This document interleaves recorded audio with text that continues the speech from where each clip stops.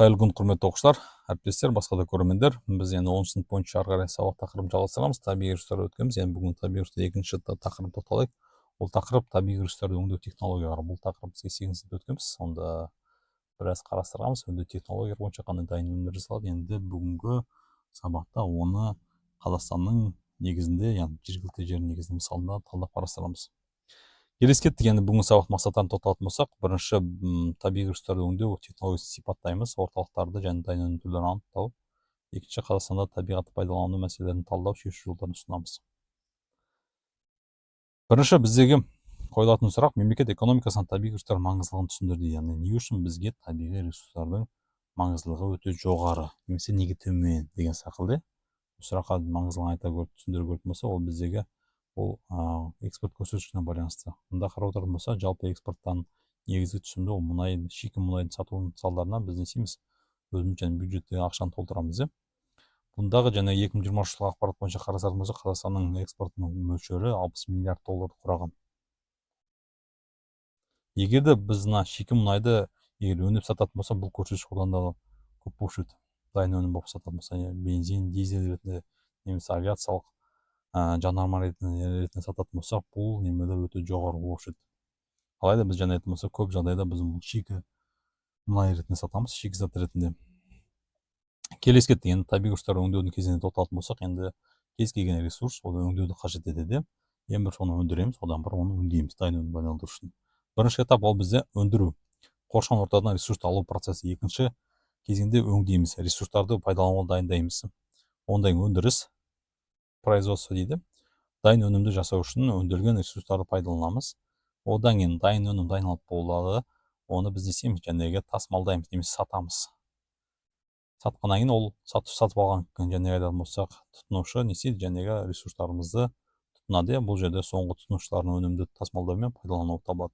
Соңында пайдаланып болған соң оны не істейміз, біз қайта өңдейміз, не жоямыз. Егер ол қайта өңдеу келетін болса, қалдықтар қайта пайдалану және шығаруларын ұйымдастырамыз, немесе оны жойып утилизация жүргіземіз. Осылайша және бірнеше этаптардан тұрады. Жалпы қарайтын болса, енді ресурстарды табиғаттан алу үшін бізге пайдалы қазбаларды өндіру әдістерін еске түсірейік. Ол бірінші біздегі суреттегі ашық әдіс, ол карьер деп аталады. Екінші әдіс жабық әдіс, шахта. Үшінші әдіс ол бұрғылау әдісі, ұңғыма. Яғни көріп отырғандай, үшінші әдіс ол бізге ерекше болып есептеледі. Көбінесе ол және газ, мұнайды өндіру үшін қолданатын әдіс болып табылады. Сонымен қатар және жер асты суларын пайдалану мақсатында, және құдықты қазу мақсатында. Келесі ой қозғау: табиғи ресурстардың дайын өндіруге дейінгі қандай шаралар ұйымдастырады. Мысалы, біз өндірмес бұрын қандай шаралар ұйымдастырамыз. Бұл жерде карта көз жүгіртетін болсақ, минералды ресурстардың таралу аймақтары бойынша сипаттайтын болсақ, өткен жолғы сабақта біз аймақтар бойынша жазып шыққанбыз. Орталық экономикалық орталық Қазақстанда, шығыс, батыс аймақтарда қандай негізгі ресурстар таралған. Сол бойынша ескеретін болсақ, бұның ең алдымен анықтау жолдарын біз білеміз. Жалпы ресурстар, минерал ресурстар кез келген жағдайда өз бетімен тарала бермейді. Олар бір белгілі бір заңдылыққа сәйкес таралады. Ол жер бедеріне байланысты. Ол аймақтарда қандай бізде ресурстар таралған жазық жерлерде, оны еске түсіреміз. Сол бойынша біз несімен анықтап шығарамыз. Келесі сұрақ: еліміздің солтүстігінде көп таралған минерал ресурстарын картадан анықта дейді. Бізде қарайтын болса, солтүстікте негізінен пайдалы қазбалар картасын қарайтын болсақ, Қазақстан солтүстігінде көп таралған мемлекет темір кені, қоңыр көмір, боксит, алтын және тас көмір. Соның ішінде бүгінгі сабақта темір кені мен бокситке біраз көңіл аударамыз. Өйткені біз 8 сыныпта қарасаңыз, 8 сыныпта біз полиметалл кені бойынша толыққанды не істегенбіз, өңдеу, өндіру технологиясын тоқталғанбыз. Бірінші енді бізде қарастыратын болса, бұл жерде картамен жұмыс жүргізеді. Келесі сайттағы карта сызбаны бойынша Қазақстанның боксит кен орындарын анықтау керек. Сұрақ: Қазақстанда алюминий зауытын Павлодар қаласына орналастырудың тиімділігін түсіндіреді. Не себептен жәнегі алюминий зауыты Павлодар қаласына орналасқан? Бұл жерде боксит деген айтып отырған сөзден, боксит біз білеміз. Алюминді өндіру үшін біз не істейміз? Ол боксит кенін тауып көріппіз. Сол арқылы не істейміз? Біз алюминді өндіре аламыз. Енді мына карта берілген, осы карта бойынша жәнегі берілген сұрақтар жауап беру керек. Боксит кен орындары қай жерде екен, не себептен жәнегі Павлодар қаласында алюминий зауыты орналасқан, соны қарастырып шығамыз. Ары қарай кеттік. Келесі тапсырма бұл жерде бізде оқулықтың 154 бетін жәнегі 9 сынып атасы қолданып отыр темір кен өндіру мен өңдеу технологиясын жалпылама сипаттама береміз. Бірінші кестедегі берген ақпарат бойынша кен орындарының атауы мен география орнын атаймыз. Яғни пайдалы қазбалар картасын ашамыз. Темір кенінің шартты белгісін табамыз. Сол шартты белгілер қай жерде таралған аймақтарда оның кен орны атаулары жазылған. Соларға мысал келтіреміз. Көбінесе жаңа айтатын болса, солтүстік аймақтарда бізде көп таралған. Кен өндіру әдісін түсіндіреміз. Яғни темірді бізде өндіру үшін қандай жаңағы шахталық әдіс па, немесе ашық әдіс па, соны қолданамыз, соны іздейміз. Кенді өңдейтін орталықтың атауы қай жерде өңдейді, және ол орталық қай жерде орналасқан Қазақстанның. Соны жазамыз. Келесі, сол зауытқа темір кені жәнегі карьерден немесе шахтадан келетін болса, зауытта оларды қалай өңдейді, соның технологиясын жазу керек. Одан кейін сол темір кенінен қандай дайын өнімдер шығарады, соның тізімін құрастырып жазып шығамыз. Бүкіл ақпарат кітапта бар. Кітапта жетпейтін болса, интернеттен қараймыз. Жақсы, енді жалпы ары қарай таныстыра кетейік. Темір кен өндіру әдістері бойынша бізде негізгі екі әдіс қолданылады. Ол ашық және жабық әдіс пайдаланылады. Ұңғыманың бұртылуы ол бізге келмейді. Ары қарай неліктен табиғи ресурстар өңдеу маңызды дейді. Негізі өңдеу маңызды деп жаңа біз айта кеткенімізде, кез келген шикізаттан дайын өнім бағасы әрдайым қымбат болады. Сол себептен біз не істеу керекпіз? Кез келген қорымыз шикізатты экспортқа шикізат ретінде емес, оны дайын өнім ретінде сатуға тырысу керекпіз. Темір кен өңдеу кешені тоқталатын болса, бұл жерде жалпы бірінші этапта кенді өңдеу орталықтарына қарастыратын болсақ, ол бізде ArcelorMittal, Қарағанды облысында орналасқан Соколов Сарыбай, тау кен байыту бірлестігі Қостанай облысында орналасқан Ақтөбе ферроқорытпа зауыты болып есептеледі. Келесі, бұл орталықтарда кенді байытады.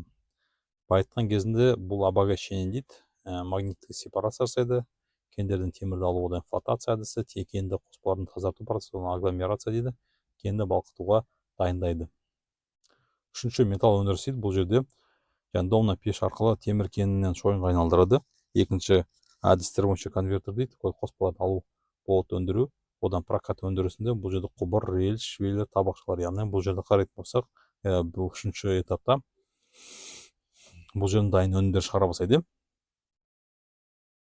Келесі сұрақ, Рудный қаласында темірді балқытатын толық циклді комбинаттың салынбау себебін түсіндір. Не себептен бізде Рудный қаласында ондай комбинат жоқ?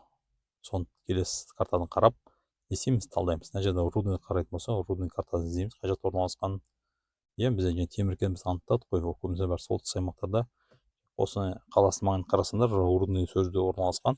Не себепті ол жерде комбинат жоқ, толық циклды. Және ол толық циклды комбинат қай жерде орналасқан, оны да біз картадан іздеп анықтаймыз да жауап береміз. Неге ол және орталық Қазақстандағы Қарағанды немесе темір тау қалалары болып есептеледі. Сол сұрақтарға жауап береміз. Келесі кетті, толық циклды комбинат жалпы қалай жұмыс жасайды деген сөзде. Рудный қаласынан болмау себебі, соны талдап егерді қаратып шыққандар, мұнда бізде жалпы цикл, ол кенді алып келеді, кенді ары қарай не істейді, өңдейді, тазалайды, оны балқытады, балқытқаннан кейін оны құяды, құйғаннан кейін арнайы форма жасау арқылы не істейді, дайын өнімге айналдырады. Дайын өнім түрлері ол бірнеше түрлер болуы мүмкін. Келесі, темір кенінің дайын өнімдерін тоқталатын болса, ол бірінші шойын, чугун деп аталады, көбінесе машина жасауда, құрылыста қолданылады. Үйдегі жәнегі отопление береді, батареялар дейді ғой, көбісі жәнегі шойыннан жасалады. Екінші, болат, құбырлар, металл конструкциялар мен қаңыртылардың өндірісі болып есептеледі. Прокат, құрылыс арматурасы мен аралықтар мен бұрыштар көбінесе құрылыста пайдаланылады, ойынықтар дейді. Мынандай түрлер бойынша қарастыруға болады. Келесі тапсырма бізде енді осы темір кен өндіруіндегі маңызды аспектілерді қарастыратын болсақ, темір кен өндіру және өңдеу кезінде қандай туындайтын экологиялық мәселелерді сипаттау керек. Бұл экологиялық мәселелер Теміртау, Қарағанды қалаларында өте өзекті болып табылады. Темір кен өндіру мен өңдеудің экономикалық маңыздылығын түсіндіру керек. Яғни бұлдан қаншалықты пайда түседі, және бюджетке деген сақылды, жалпы өндіріс бойынша. Келесі табиғи ресурстық орталықтар бойынша тоқталатын болса, бұл жердегі белгілі бір ресурстардың шоғырланған және оларды өндіру мен өңдеудің дамыған инфрақұрылымы бар аумақтар болып есептеледі. Енді осы аумақтарды тоқталатын болса, жалпы бізде көмірді өңдеу кешенін сипаттайды. Жалпылама бұл жерде өңдеу орталықтары болып есептелетін және екібастұз көмір кеніші болып есептеледі. Угольный разрезов аталады орысша. Бұл жерде көмір өндіреді және байытады. Екінші Қарағанды көмір бассейні, Көксеген көмір өндіреді. Үшінші Шұбаркөл көмір кеніші, энергетикалық көмір өндіру болып табылады. Технология қандай пайдаланады? Бірінші көмірді байыту, гравитациялық бөлу мен флотация әдісі қолданылады. Кокстеу бұл металлургия өндірісінде қолданылады. Үшінші газдандыру мен химиялық өңдеу болып табылады. Бұдан алатын дайын өнімге тоқталатын болса, ол энергетикалық көмір болып табылады. Кокстелген көмір, синтетикалық отын және химиялық өнімдер, яғни шайыр, бензол болып табылады. Ары қарай өнеркәсіп кешенін тоқталатын болса, бұл жерде өңдеу орталықтары бізде берілген. Қостанайдағы оның комбинаты, Шымкенттегі май комбинаты болып есептеледі. Одан кейін Алматыдағы ет комбинаты. Бұнда қолданатын жәнегі технологиялар ас өңдеу, өсімдік майын өндіру, ет сүт өндірістері, бұлардан шығатын дайын өнімдер түрлері. Яғни бұл көбінесе ауыл шаруашылығы және азық-түлік саласы бойынша қамтылған. Енді келесі жалпы ауыл шаруашылығының әлеуетінің бағасын қарастыратын болса, 2020 жылғы жалпы өнімі біздегі 82,2 триллион теңгені құраған. Соның ішіндегі астықтан 16,16 астық өндірісі 16,16 миллион тоннаны құраған. Күнбағыстан бізде 2,1 миллион тонна, және бізде шөптен 5 миллион тонна.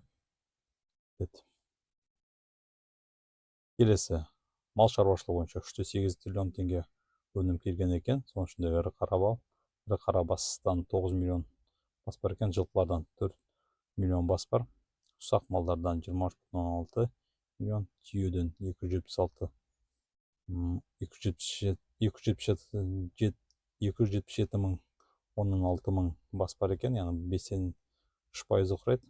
Тауықтар 54 миллион бас құрайды екен Қазақстан бойынша. Енді азық-түліктерге тоқталатын болсақ, соның ішіндегі осыларымыз азық-түлік аламыз, дайын өнім түрлері. Олардың бағасы жалпы көлемі 2,9 триллион теңгені құрайды екен.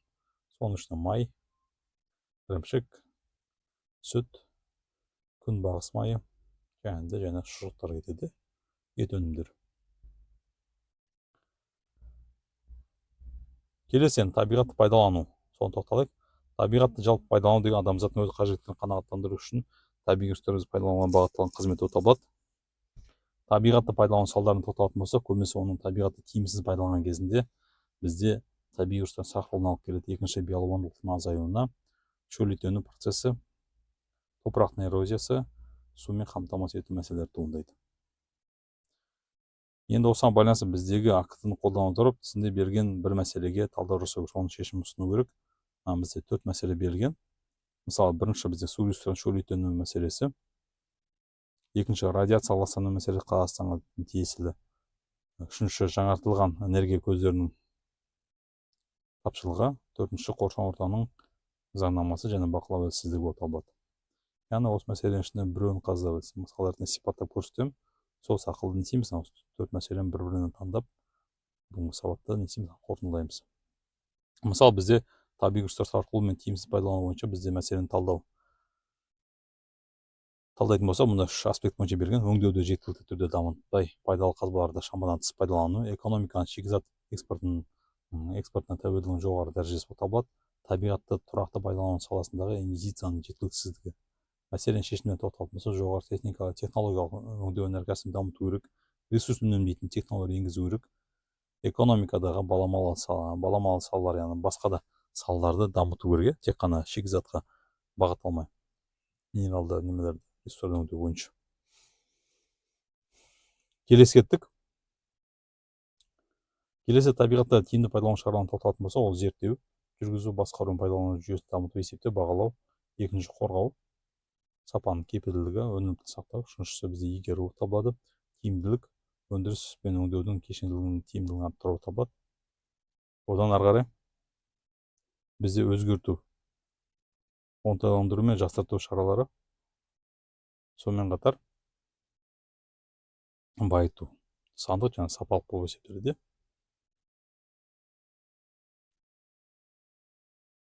енді мына жерде бізде берген жалпы шаралар берген экологияға байланысты және кәсіпорындар байланысты екі инфографикада ақпаратын танып шығуға болады. Мемлекеттің жаңағы алдағы жоспарлаған 10 жылдыққа немесе 5 жылдыққа. Енді сабақ қорытындылау үшін бізге институт өзін тексер дейді. Оқулықтың 62 бетінде ашамыз, сонда тест бар, сол тестті ашып орындап шығамыз.